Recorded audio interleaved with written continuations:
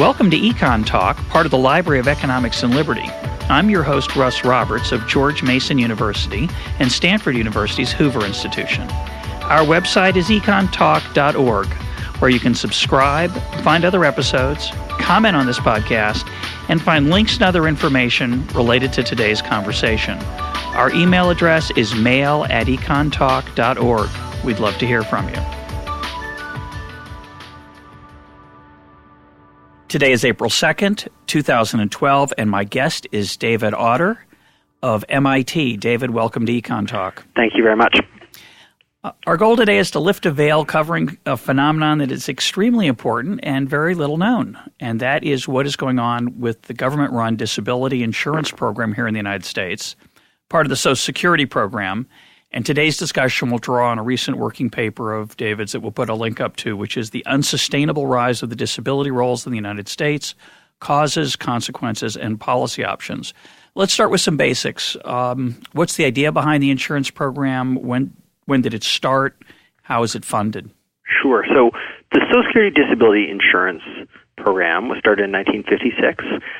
Its intention is to insure workers against loss of income and access to health care in the event of a work-limiting disability that ends their careers prior to their reaching full retirement age.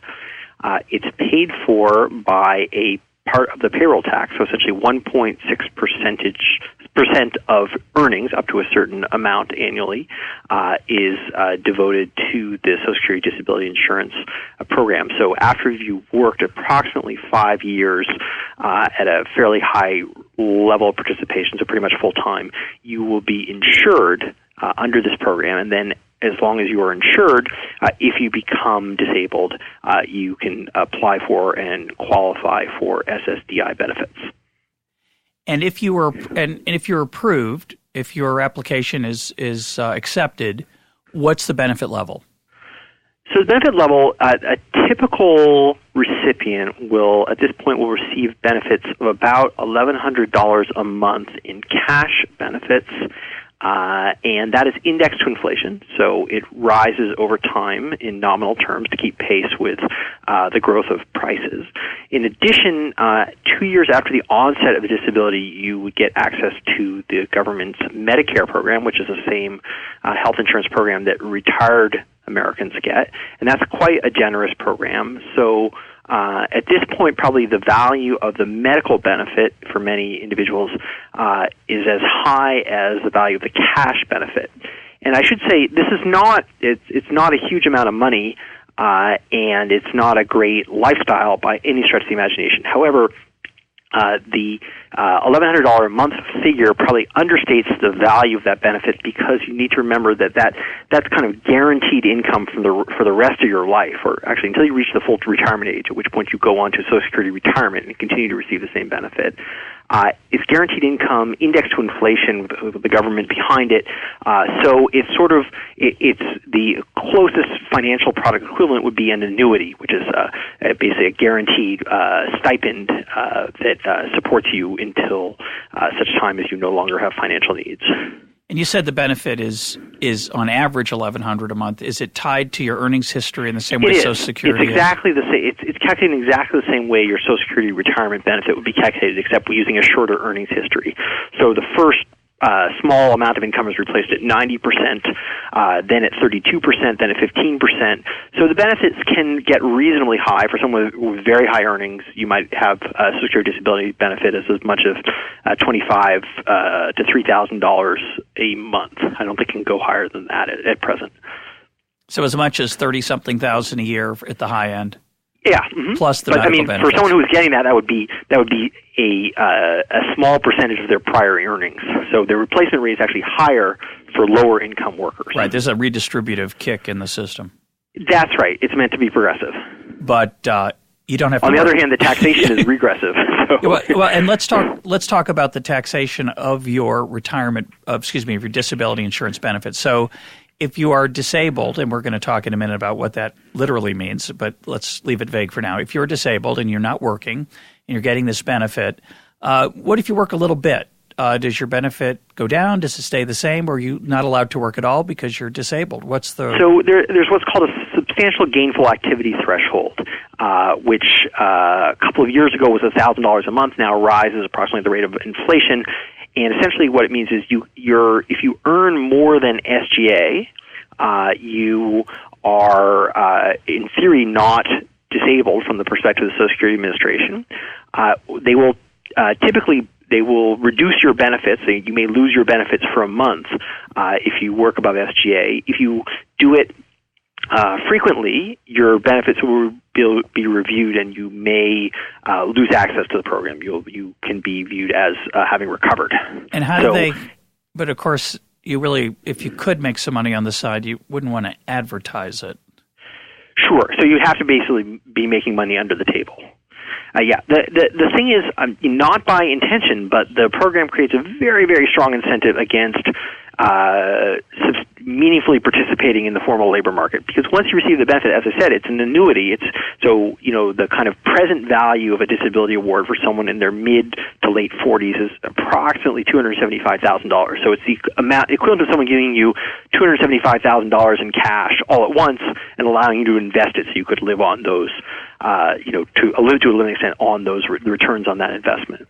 Well, you don't want to, so let's say you have a work limitation, you receive Social Security disability, and then you say, well, I could, now that I look at it, I realize I could work sort of half time at a low wage job, and I would probably, could make $1,500 a month, and I could, I'm pretty confident I could go on with that for a while.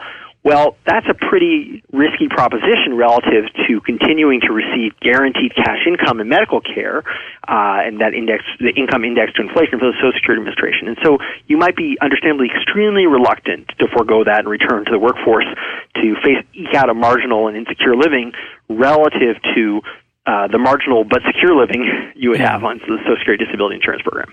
But the bottom line is that if I'm receiving those disability insurance payments and I take a job that's part of the payroll system, that is, if I'm going to be paying Social Security taxes with the same Social Security number, then the Social Security Administration would recognize that, and that would put my benefits in jeopardy. So if I would like to supplement my payments, and I'm physically capable of doing it in some way, I'm going to have a strong incentive to do it under the table, cash business. Sure, absolutely. But we don't have any idea of how. We don't know how much of that goes on. It's very, very difficult to measure, understandably, because people don't want it to by be definition, measured. Yeah. But the reason we might think that could happen is that the definition of disability is not necessarily what we think of as. I think some of us have in mind disabled means bedridden or unable to work, but of course that's not literally how it works in practice. How does it work in practice? So, good question. So the definition of disability used by the Social Security Administration and adopted by Congress in 1956 is one it's really based on employment more than health. So essentially the definition is that you are unable to engage in substantial gainful activity in the U.S. economy for a reason of health or disability. But what it really means is you're not able to work, and you have to demonstrate to the Social Security Administration that you're not able to work, and the reason you're not able to work has to be something to do with your health. It could be your physical health or your mental health. And so it's a very elastic definition. And so, for example, when unemployment rate is high, there are very few jobs, you may be unable to work because the type of health limitation you have means that the type of job that you would be able to do is not available at present, and that would qualify as a disability. So there is no disability is not a medical term. There is no, medical diagnosis called disability. Yeah, obviously, there are medical diagnoses for, any variety of illnesses, but disability is just a broad category that's a societal definition. What do we want to deem as unable to work? And because that definition is very elastic, and Congress has made it much more so over time, it makes it possible for many people who have been out of labor force for a while and are motivated to receive benefits to potentially qualify for the program. And one thing that's very telling about that is, 25, 30 years ago, the predominant source of new claims for people going on to the SSDI program were cancers and heart disease, essentially. And those comprised, more than half of all of the claims. This was and that 25 was years ago? in the early 1990s. Okay. At present, more than half all awards are for mental disorders and musculoskeletal disorders. So mental disorders are, things like nervous disorders, schizophrenia, personality disorders, etc. And musculoskeletal disorders are basically back pain primarily. Carpal tunnel, I assume.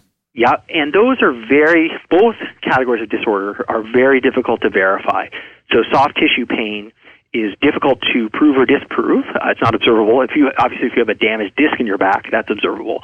Soft tissue pain is not. Similarly with mental disorders, we don't really have a way to objectively verify most mental disorders. So it means that a motivated claimant can, attempt to establish that in fact they do have those disorders and that they stand in the way of their working. And Social Security Administration doesn't really have the right to say, we don't believe you, unless they can produce some direct evidence that you're engaging in, fraud or deceit. So let me take an example. I'm a stevedore, a word I don't get to use very often, meaning a person who works through physical labor, say on a loading dock of in a port. And I hurt my back. I really do hurt my back. There's no fake or fraud here. And I can't be a stevedore anymore. I just physically can't do it. Right. But of course, there's lots of other jobs I can do. Maybe not as pleasantly, not as well, won't pay as much.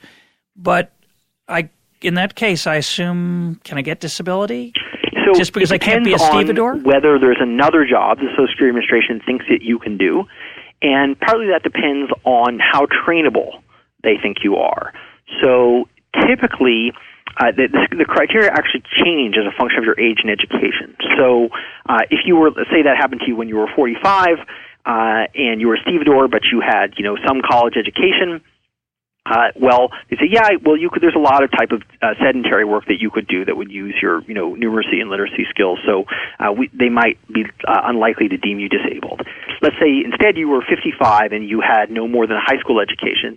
Well, they say, you're getting on in years and you're not highly educated, so you're difficult to retrain. So we would essentially say if you can no longer do your old job, then you can't do any job. And in that case, you would be awarded disability. So it's sort of like if you have a car insurance policy and you have an accident in an old car and you bring it to the body shop and the body shop says, it can be fixed, but it's going to cost $7,000. And the insurance company says, it can be fixed, but it's not worth the money. We'll just call it totaled. Yeah.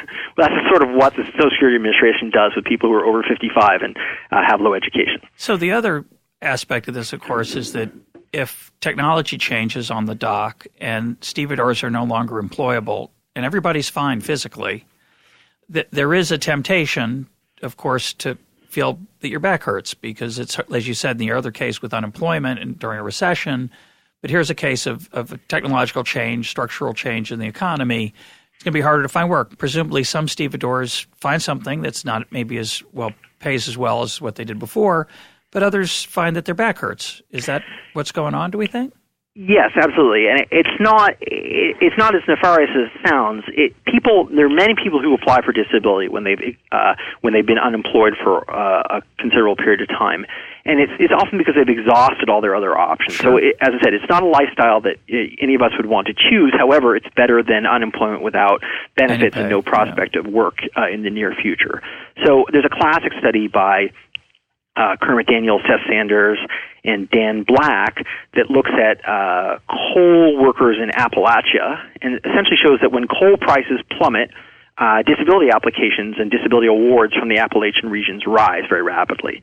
And it's not because people become disabled when the price of coal or the price of energy declines. It's because they lose jobs. Yeah, and if you've lost work and you don't have other options and you have some underlying health conditions, it makes it much easier to make the claim that you're unable to engage in substantial gainful activity in the U.S. economy because the type of job you did is no longer available, and your health stands in the way of your potentially doing some other job.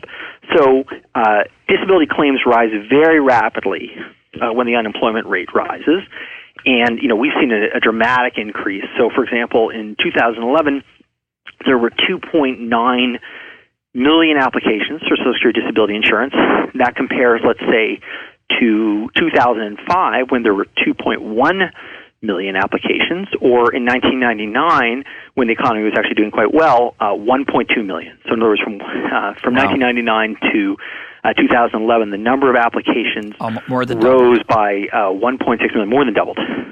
From 1.2 to 2.9. To 2.9. Million. That's right. So currently there are 8.6 million disabled adults receiving Social Security disability insurance benefits. It's about 4.7% of all adults aged 25 to 64 in the United States. So it's roughly 1 in 20. So quite a substantial number. And the cost of the program is also very substantial. So approximately about $130 billion a year in cash payments are made through Social Security disability insurance, and then the Medicare component adds another approximately $70 billion to that. So you're talking about basically a $200 billion program at this point. So if you even just divide that by the number of U.S. households, it's over $1,500 in expenditure per U.S. household. And if you think about it, it's ultimately coming from taxpayers. That's not at all a negligible program. In fact, it's a very large government program. So let's again put this in perspective over time. You told us that from 1999 to 2011, there was a more than doubling of applications. Now you just gave us a number that currently was this for 2009, the 8.6 million number? Or is that that's for 2011. So in the most recent data, 1 in 20 Americans of age 25 to 64, which we would call one measure of working age, 1 in 20 are receiving disability. Correct. Give me a number in the past that I can compare that to. Sure. So in 1981, let's say about 2.2%, 2.3% of adults 25 to 64 were receiving SSDI. So the fraction of the population receiving it has doubled. And it's doubled. And also to put that, it's more than doubled in terms of the actual number on the rolls because the workforce was smaller. Yeah, population was smaller in 81. So we've had at least a 4 million person increase in the number of people classified as disabled, certainly receiving disability, which raises... It's actually been 4 million increase just since 1997. Whoa. So that's a non-trivial portion of the entire workforce. Absolutely. It's a very large number, and it's a very large amount of it. It's an enormous expenditure. And I should say that the program is growing in a way that it's actually, even at a point in time, one would understate the actual size it's sort of tending towards, because as I mentioned earlier, the population going on the disability program are increasingly likely to be awarded benefits due to essentially back pain or mental illness. Those are diseases with relatively early onset.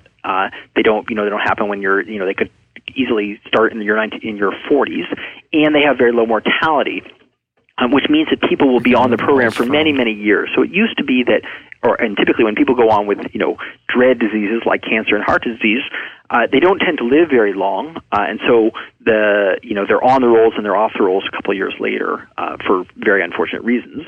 The more recent crop of impairments for which people are receiving benefits, they may be on the program for 15 or 20 years prior to reaching full retirement age, at which point they transition to Social Security retirement system. So the kind of net benefit they will receive over a lifetime is much, much greater than earlier generations of disability beneficiaries.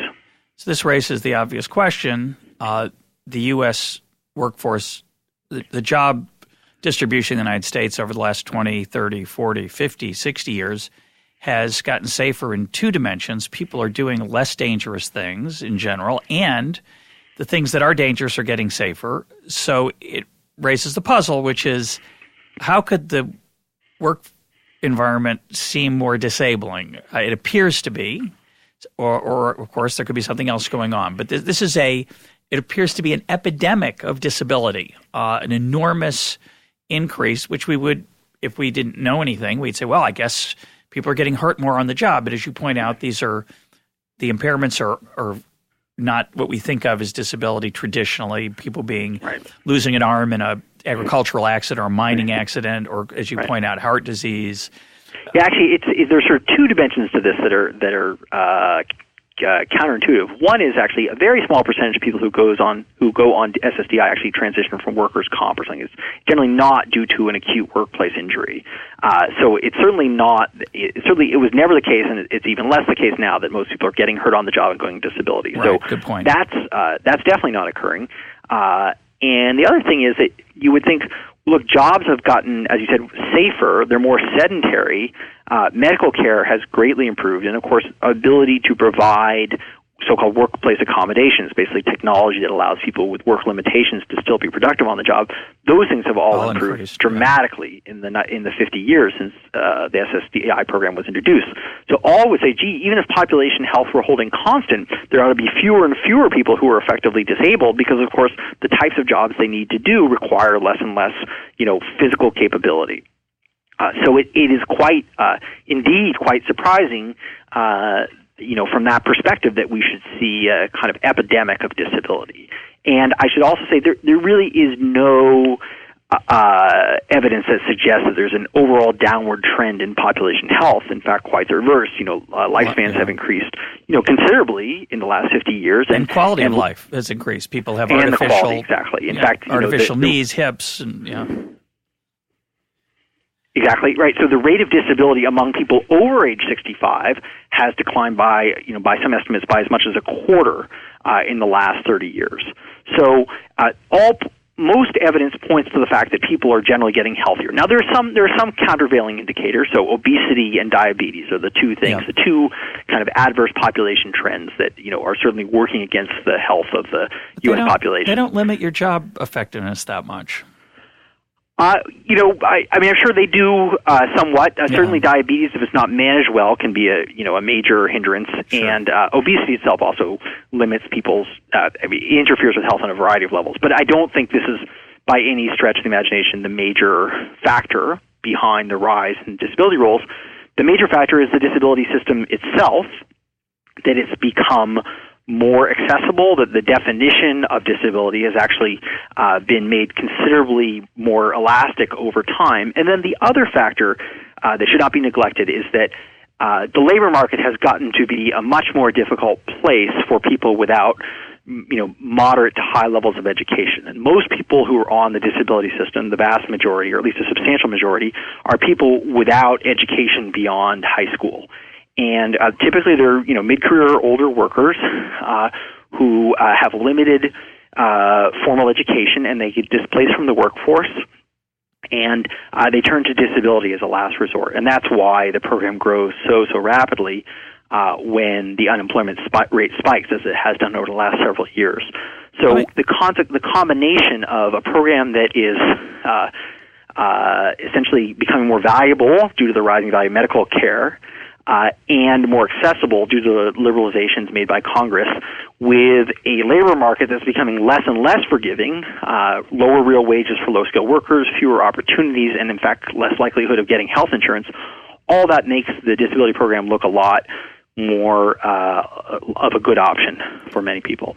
Before I go on, I want to ask one more technical question. A friend of mine, a doctor in the St. Louis area, works in a hospital in a relatively low-income area, and he would tell me that a lot of people come in complaining of back pain and other disorders, quote, hoping to get on disability. What role does a doctor have in that process?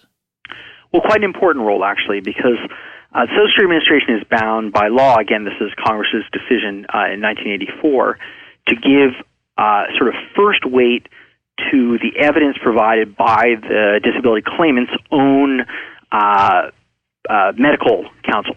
So the Social Security Administration does contract to get what's called a consultative examination for each applicant.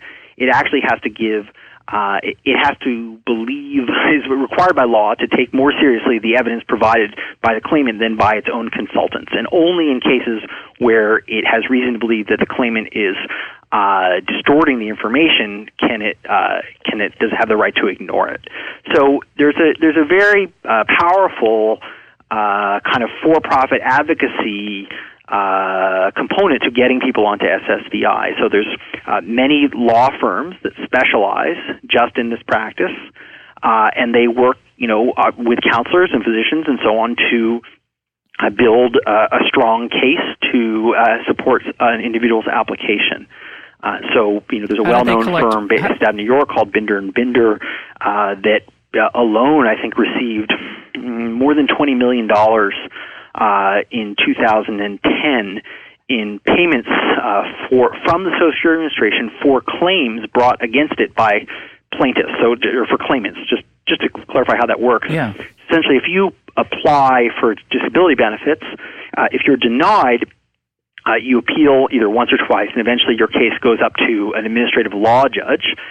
And at that point, if you win the case, you get your back benefits. If you're represented by counsel, your counsel gets 25% of those back benefits, up to about $6,000. By law? By law, yeah. I should say that contract is structured to protect claimants from paying higher more fees. than 25. Exactly. So they in other words, they don't want them selling their cases, saying, well, you can have 90% of my benefits if you just get me something. I don't know I don't know how to react to that. That's special, It's so the Social Security Administration each year pays more than $1 billion directly to attorneys that prevail against it on behalf of claimants. It's a wonderful world. I just going to let that alone and let listeners, again, it's a part of the world I didn't know anything about. It's fascinating. Your comment about recessions raises a question. It's well known that the recoveries from recession in recent years have been, quote, disappointing in both magnitude of GDP growth and certainly in employment growth. Certainly this recession has been extremely disappointing, but it's not a new phenomenon. It's a recent phenomenon. It's the 2001 recession had a similar pattern. I think the 1991 recession had a similar pattern. And by that I mean that the job growth, once the economy was deemed to be in recovery, was not of the magnitude that it had been in the past. Yeah, these are referred to as jobless recoveries. Right, so-called. They weren't literally jobless, but the rate of employment growth per unit output was slower than had traditionally been seen. So what possible contribution has the liberalization of SSDI, Social Security Disability Insurance, played in what we measure as the employment recovery? It's hard to know, obviously. It's actually what it's done typically is it's actually masked the depth of the job market problems. That basically it's absorbed a lot of individuals who would otherwise appear on the rolls as long-term unemployed. So I don't actually think it's contributed to the jobless recovery. It's actually contributed to the illusion of a lower employment rate than we would see. We might. It's hard to know, but one thing that we've also noticed with these recessions, especially since 2001, is a decline in labor force participation, especially among men. The employment rate among men has been falling relatively steeply since 2001. There was a slight uptick at one piece of that recovery. Mm-hmm. How much of this SSDI, first of all, how much of that of the roles are male versus female? And does that maybe certainly play a role, maybe not in changing the employment numbers, but in changing the labor force participation numbers? Sure. So it is the case now that the disability program is almost half women. That wasn't true 20 years ago, and an important reason why that wasn't true is because women wouldn't qualify for SSDI because they didn't have enough labor force history. So there has been much more rapid growth among women than among men, although there's been substantial growth among both. I think it certainly does contribute to the declining labor force participation rate of particularly among low education males. So I do think it's significant in that. I don't think it contributes to the sort of slow rate of job growth because I tend to think that a lot of these individuals, many of them would not necessarily be employed, and also in terms of if it was really making sort of labor markets tighter, such that employment wasn't growing because people weren't available, then we would tend to see wage increases among those groups, and we have not seen that. Maybe they're just smaller. Maybe they're just smaller than they otherwise would have been. I think, but yeah, they are definitely showing. Hard to know. Now, you talked about liberalization by Congress. How does that take place? Does the act get revised and definitions change? Yeah, so it's a really interesting story. In the last years of the Carter administration, they were very concerned that the Social Security Disability Insurance Program was growing too rapidly, and they started a kind of a clampdown on applications and trying to slow the rate of inflows by tightening up the eligibility criteria. The Reagan administration came in and they liked that idea, and they kind of redoubled efforts on that. And simultaneously, they started doing aggressively continuing disability reviews, which are basically where you review an existing claimant's case and terminate them if you decide it's not meritorious. And these two actions, the Reagan administration was pursuing them with considerable zeal during the early 1980s, during the deep recession, the deepest post-war recession we'd had up until the current one. And they were terminating a lot of people. Many fewer people were being awarded. Actually, applications declined. People recognized it was just very difficult to get on, so they stopped applying. And then about 40% of the cases that were reviewed by the continuing disability review process were summarily terminated, which was, whether you thought that was meritorious or not, that was pretty unfortunate timing if this was coming in the middle of this very deep recession with the unemployment rate about 9%. And so this kind of created almost a kind of a civil war. And I believe it was 21 U.S. state Supreme Courts ordered their Social Security field offices to stop complying with the continuing disability review process. So the states kind of went into revolt against this clampdown of benefits that was occurring during this very unfortunate time. And eventually Congress reacted to that. It stopped the continuing disability review process, stopped the clampdown, and made a number of really substantial changes to how the disability standard would be applied that then have reverberated for the next 25 years. So one of them was instead of the previous focus of the disability determination decision had been whether an individual met one of the listed impairment categories or had a number of impairments that came together to equal one of those impairments. So it was a sort of trying to look them up in a big list of possible disabilities and see if they matched. Congress changed the operational definition of disability to the ability to function in a work-like setting. So again, tying it even more closely to employment. The second thing it did was that Social Security Administration had previously tended to not give full weight to claims of mental illness and pain because they were difficult to verify. And Congress said, well, if they're difficult to verify, then you don't know that they're not true, so you have to believe those claims unless you have reason to know that they're false. So that increased the weight given to pain and mental illness. In addition, Congress said that Social Security Administration had to give highest weight to the evidence brought by the claimant rather than its own consultative examiners.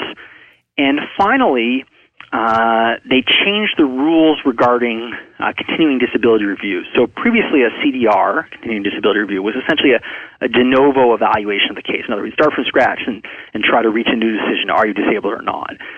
Congress said, well, now CDR, basically to terminate someone based on a disability review, you must prove that they've recovered from whatever state they were in at the time that they were given benefits. Sure. So if they're given benefits by mistake, that's not sufficient. They have to have recovered from whatever that state was to lose benefits. So it really raised the bar for Social Security Administration to reverse any awards it had made. And what year was that? This was done in 1984. Okay, so presumably the number of people who are taken off the rolls now is a very small number.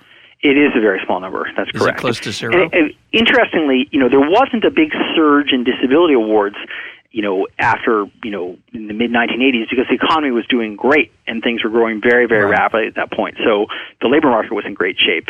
It wasn't until the early 1990s with that first jobless recovery, as you mentioned, that disability program started growing extremely rapidly and has not looked back since. And it ratchets upward with each recession because, as you point out, these people are on the rolls for a long time and they're still going to stay on the rolls. That is correct. Do you have any measure of how often people voluntarily come off the rolls? Oh, it's tiny.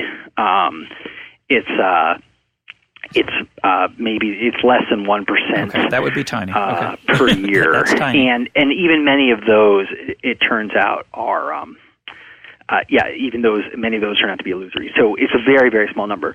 There are people who work, as we mentioned, but people tend to do what we call income targeting, which is if they're working, they try not to exceed that substantial gainful activity level because they, for understandable reasons, do not want to forfeit those benefits. So, something like 10 to 15% of claimants appear to be doing some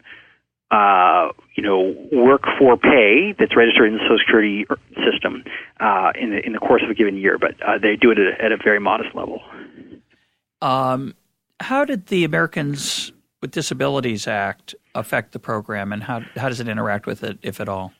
Well, that's a really interesting question. So the notion of disability under the ADA is completely different from the notion of disability under the SSDI program. So as I mentioned, the ADA program, the ADA passed in 91? The ADA passed in 92, I believe. It was implemented in 94. I'll tell you in 1 second. Let me just double check that number. But it's after these liberalizations that we talked about. But it's at the beginning of It's the beginning of this set of mild recessions with mediocre job growth. Yeah. So it was passed in 1990. And as I mentioned, the definition of disability under the SSDI program is essentially the inability to work. The disability program views work and disability as opposites. The ADA in 1990 says, and I'm quoting now, the nation's proper goals regarding individuals with disabilities are to ensure equality of opportunity, full participation, independent living, and economic self-sufficiency. So the ADA... Ironic. Says there's no, disability does not mean inability to work. It simply means impairments that, may stand in the way of self-sufficiency, but our goal is to help you to be self-sufficient. So the irony is that the disability program essentially can't help you until you prove that you are incapable on your own, right? So it essentially says, you want benefits? Well, prove it to me by don't be in the labor force, don't be making a decent income. You actually need to be out of work to prove that you are deserving of help. And then we'll help you, but not if you start working again at any serious level, because then you're not disabled, so therefore you're not qualified. The ADA, on the other hand, says people with work limitations should be given supports to allow them to maintain economic self-sufficiency and enjoy the dignity and other benefits of work. Unfortunately, since the ADA was passed, the employment rate of the disabled has only gone down. And some people, I would not say I'm one of them, think that the ADA itself is responsible for the declining rate of employment of the disabled. It does, because it raises the cost potentially of hiring a disabled We don't know what the magnitude of that is, but exactly. And it is the case that the employment rate of the disabled did start to go down even more rapidly when the ADA passed. However, disability was growing for its own reasons at that point. So, yeah, but I think the short answer is there's no reason to think, unfortunately, that the ADA has done a lot for the employment of the disabled. And I will say that the disability community or the disability advocacy community is not at all happy with the design of the SSDI program either. I don't want to portray them as monolithic, but they view the program as supporting dependency rather than supporting independence. And they believe, or many believe, that a disability program should give help to people as rapidly as possible to keep them in employment and keep them in the workforce, rather than not being able to provide any benefits until you've essentially proved yourself to be a ward of the state, essentially. Now, before we turn to some possible alternative ways of structuring the program, which is what I want to spend on our last third on, let's just clarify the budgetary issues one more time. which is we live under what I consider a fiction that our payroll taxes pay for our retirement. It's really not true. It all goes into a big pot, and it goes to fund the war in Afghanistan and food stamps and aid to rich farmers and all kinds of – and the national parks, things that you might like, might not like. But there is a sort of legislative issue about the long-term sustainability of Social Security if we keep up the pretense that it's funded under payroll taxes. And what you're telling me is that this program, which is part of that, we always worry and hear a lot about the demographic changes as the population ages, the baby boomers, that's me, get older, will soon be retiring. And my back hurts, by the way. I just want to mention that. And it may keep me from being hunched over the EconTalk microphone eventually. But because of the demographic changes and the rising healthcare costs, everybody understands that the Social Security Trust Fund, something's got to give. Either the benefits have to get smaller, the taxes have to get higher, retirement age has to change. What you're telling me is that there's this little quiet corner that's not so quiet anymore, a piece of this program that's part of this nexus of payroll tax and benefit structure that's eating up an increasingly large share of it.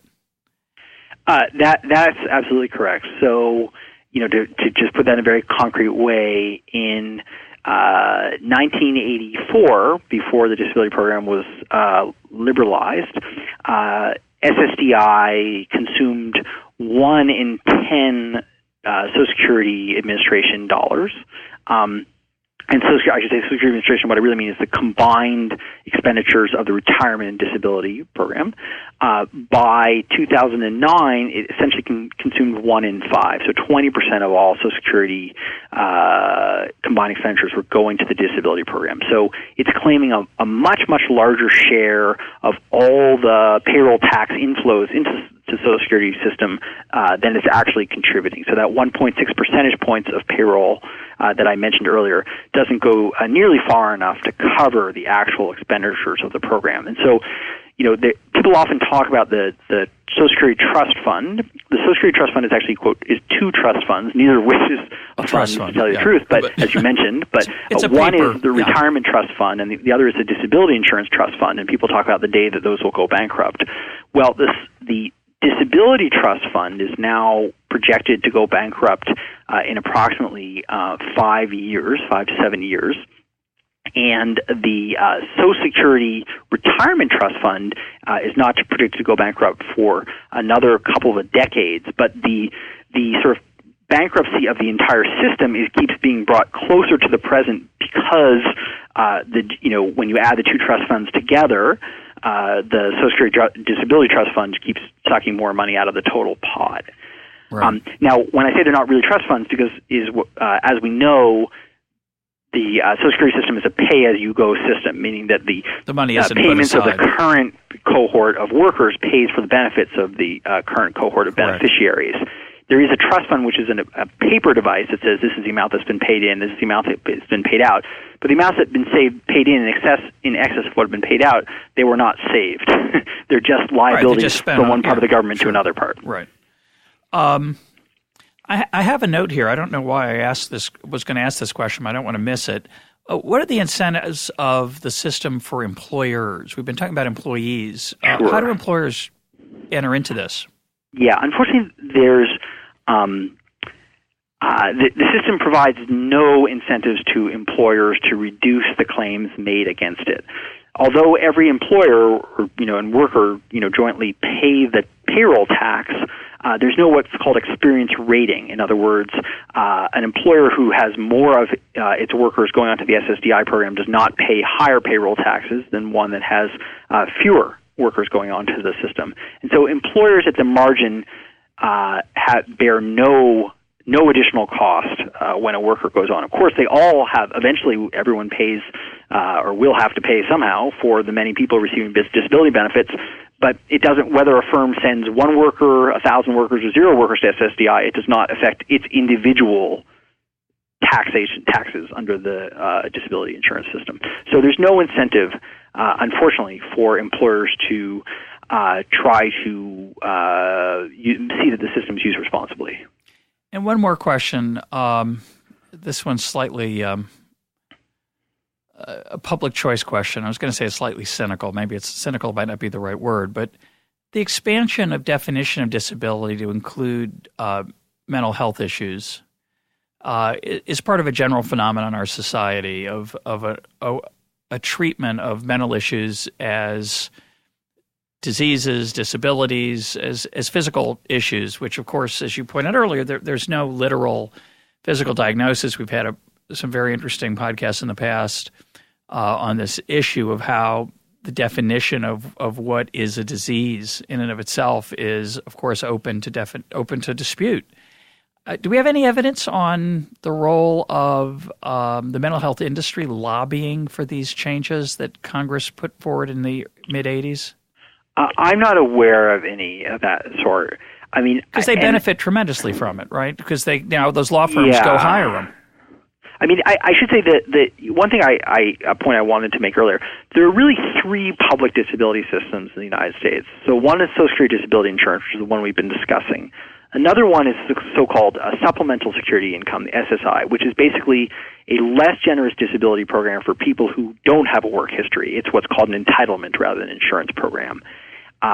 And that program, for example, if you were a person who had little or no labor force history or even were disabled at birth, you could qualify for SSI, which would give you less generous benefits and also access to Medicaid, which is the less generous public insurance program. There's also a third major public disability system, which is the Veterans Disability Compensation System, which obviously is for veterans.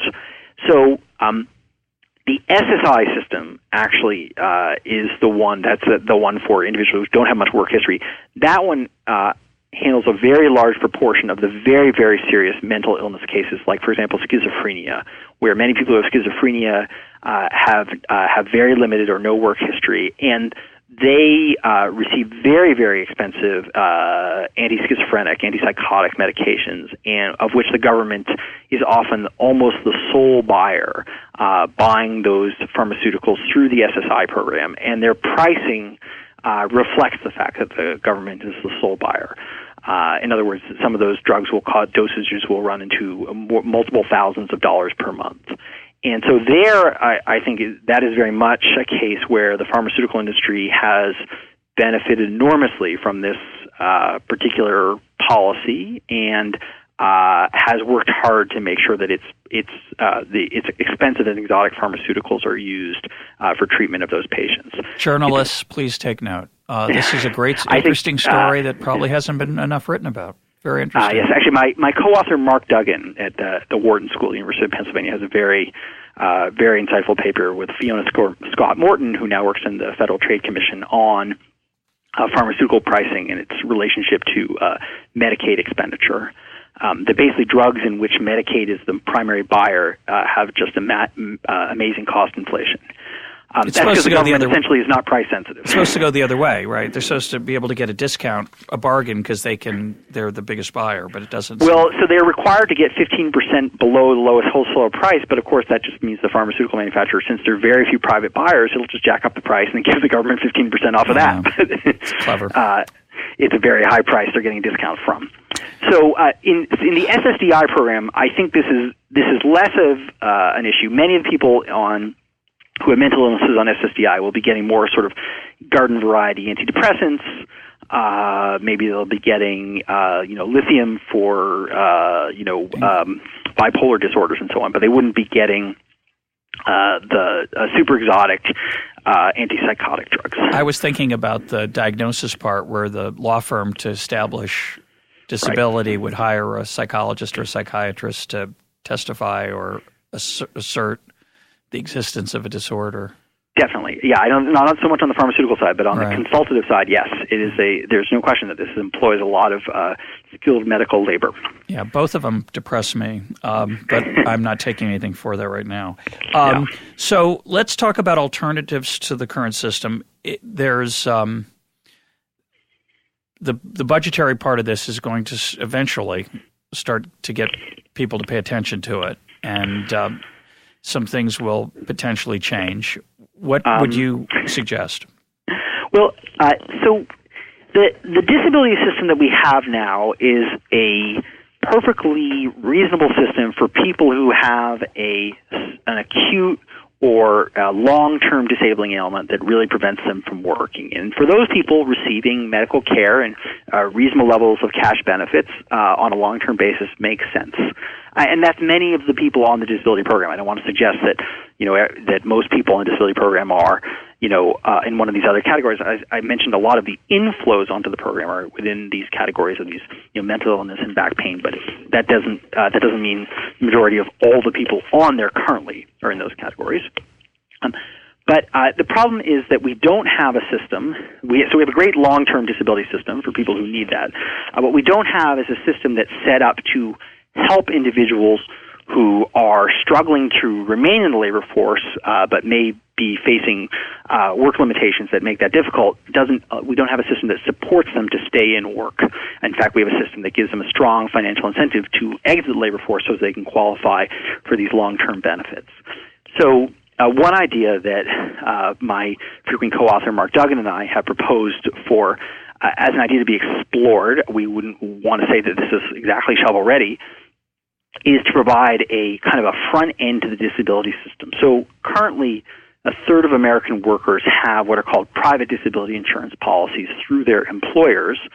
And these private policies, what they do is as soon as you develop a work limitation, you report it to the disability insurer. Then the disability insurer puts a number of things in place to try to help you to remain in employment. They'll give you vocational training, they'll pay for assistive technologies, and they'll also give fairly generous partial wage replacement that kind of makes staying in work potentially attractive, because you might get, for example, let's say the wage replacement level is 65 or 2/3. So if you're not working, you'll get 65 cents on a dollar. If you work half-time, you'll get $1 on $1 for the first half and 65 cents on the dollar for the other half that you're not able to work. And so they can try to provide incentives to allow people to remain on the job, reintegrate into the labor force, and keep them activated. Of course, if that fails, people apply for SSDI, and the private insurer actually helps them apply because it offsets its cash benefits with the benefits they receive against the benefits they receive from the Social Security Disability Insurance System. But our preliminary evidence, and I really want to say it's not complete. There's not enough experimentation here. Suggests that the return to work rates are higher, potentially higher among people receiving private disability insurance, and that's because those programs work to activate, keep workers in the labor market, and they also, by the way, provide incentives to the employers, because, of course, the employer is buying the policy. If the employer makes many, many claims against it, its premiums will rise. And so the employer, in some sense, also has skin in the game for private disability insurance. So one idea that we propose is to essentially create a kind of front end to Social Security Disability Insurance where we would use private sector insurers. Employers would buy these modest cost policies, and those policies would essentially provide incentives to workers to remain in the labor force and provide supports to do so, provide incentives to employers to keep their premiums low, and also serve as a form of deterrence where essentially you could not enter the SSDI program for some period of time before you had tried out the kind of this halfway house of additional supports and benefits to keep you working, except in cases where people had extreme and immediate medical needs that basically made work impossible. So that is an idea. That's clever. And what kind of reaction has that received? I say that with a smile on my face, but sorry, I apologize for that. I think it's received. It's received different reactions from different quarters. I don't think it's received any. I don't think it's received any overt vituperous hatred or anything. People in the disability community have been somewhat favorable towards it because, again, as I mentioned earlier, they view the Social Security Disability Insurance Program as currently structured as working against the self-sufficiency and employment of the disabled. They believe that the program needs to be more extensive to help people while they're working, rather than to only help people when they stop working. I think we've had discussions with congressional staffers and so on. They've been intrigued. I think a lot of people in Congress really don't want to touch this issue because it's not understood by the general public to be a problem. Yeah. And if it's not understood to be a problem, what political capital is to be gained by sort of, ganging up on the disabled, which is how it could be spun and perceived, right? We know what happens to anyone who, talks about cutting Medicare benefits, for example. So I think the other dimension of this, of course, is the program that we're proposing a study involves something of a small employer mandate that employers would have to carry an additional bit of insurance. It's very small relative to the cost of health care under the Affordable Care Act, but it's not zero. We argue that it would save money, but of course nobody, least of all the current Congress, likes mandates. Right. It's not even clear the Supreme Court likes mandates. Yeah. So that I think has is certainly something that's prevented this from gathering a ton of momentum so far. Yeah, let me just give an overall reaction, because I think this has been an utterly fascinating conversation for me, and I'm sure many of our listeners feel the same way. And for me, the reason it's so interesting is that I'm a classical liberal. I want limited government, and I don't think insuring people against disability is an appropriate role for government. I'd like to see private solutions, both of the kind you're talking about that the private market already supplies. I'd like to see charities do it, voluntary action, and those have all been crowded out by government action. Maybe they'd create a better world, maybe it'd be worse, but that's my general philosophical bias, as my listeners know. So, but what's interesting to me is that this program on the surface is a beautiful thing. Most Americans don't feel the way I do about government. They're more interventionist than I am. And when you tell them that we're going to spend money to help disabled people get by and it's not that generous, they're all for it. And they don't know very much, as Brian Kaplan's often pointed out, about how the program actually works. So you have this classic bootlegger and Baptist coalition that Bruce Yandel's discussed on this program. You have the high-minded, nice people who want to help disabled people, and that's certainly a good thing. I'm all for that. Just would like to see it done privately, but it's certainly a good thing to help disabled people. Then you have the people who have a self-interest. Those are the people who can get disability, maybe who aren't really disabled by what most people would call disabled. The pharmaceutical industry, which joins in as the bootleggers, and then you've got the psychiatric industry weighing in, and also maybe some folks, some doctors, and the lawyers, of course. So all those groups are self-interested, but they're using this very high-minded, lovely thing that most Americans think is a good thing, and the political incentives are all to keep it the way it is until it goes broke. And it's an extraordinary story to me. What was the term you used? Bootlegger and Baptist. So the bootlegger. I got it. The bootlegger wants to ban. The Baptist is against selling liquor on Sunday because it's the Lord's Day, and the bootlegger is against selling liquor on Sunday because it's his day. He'd like to sell liquor under the table out of his still in the back. So the politician who votes to close liquor stores on Sunday, he doesn't talk about his friend the bootlegger. He talks about his friend the Baptist. He wants to use the high-minded, altruistic motive, the self-interested motive that's in the background. And the part I find most fascinating about the bootlegger and Baptist idea is not just that politics makes strange bedfellows. It's that how the program gets structured is going to be of great interest to the bootlegger, whereas the people who are just kind of behind it because it's a good thing, they don't pay much attention. So the average person listening to this program who's way above the mean or median in terms of awareness of political and public policy issues probably doesn't know much about this program, despite that relative intelligence and education. But the people who are benefiting from it, they're working hard to make sure that it stays in place. And that's the way politics works. Yeah, there is. I think you put it pretty well. I mean, I think most people, I as much as anyone think we need a disability program and that the country would be a worse place off without it. And I don't think it would be entirely provided adequately by the private sector. I think there's a role for the public in it. But it's exactly the case that the people who, reflexively support it aren't very aware of the details, as you said. And the people who benefit from it, both the individual beneficiaries and the kind of organizations that are part of the industry at this point, they're very aware of the details.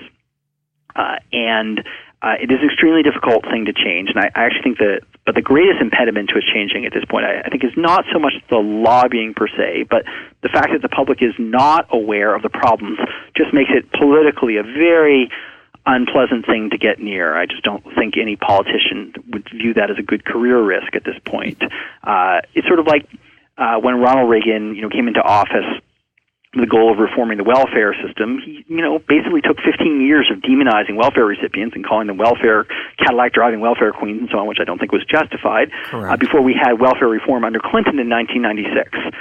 And the truth was the welfare program had some serious problems, and the consciousness raising at one level about the program was very helpful, although at another level demonizing the recipients was not so. I think in the case of the disability system, I don't think we need to demonize the recipients, but I do think we need to make people aware of that the program is probably at this point doing simultaneously much more and much less than it was intended to do. It's doing much more in terms of providing more benefits. It's doing less in terms of helping the disabled. And I don't mean to demonize them either. Certainly, I think it's fascinating how it works in practice relative to how it might sound on paper. Yeah, no, I think your bootlegger and Baptist analogy is a useful one. I think I'll reuse that if you don't mind. No, just credit to Bruce Yandel, who coined the phrase. Okay. My guest today has been David Autor. David, thanks for being part of EconTalk.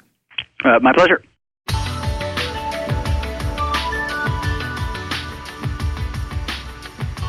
This is EconTalk, part of the Library of Economics and Liberty. For more EconTalk, go to econtalk.org, where you can also comment on today's podcast and find links and readings related to today's conversation. The sound engineer for EconTalk is Rich Goyette. I'm your host, Russ Roberts. Thanks for listening. Talk to you on Monday.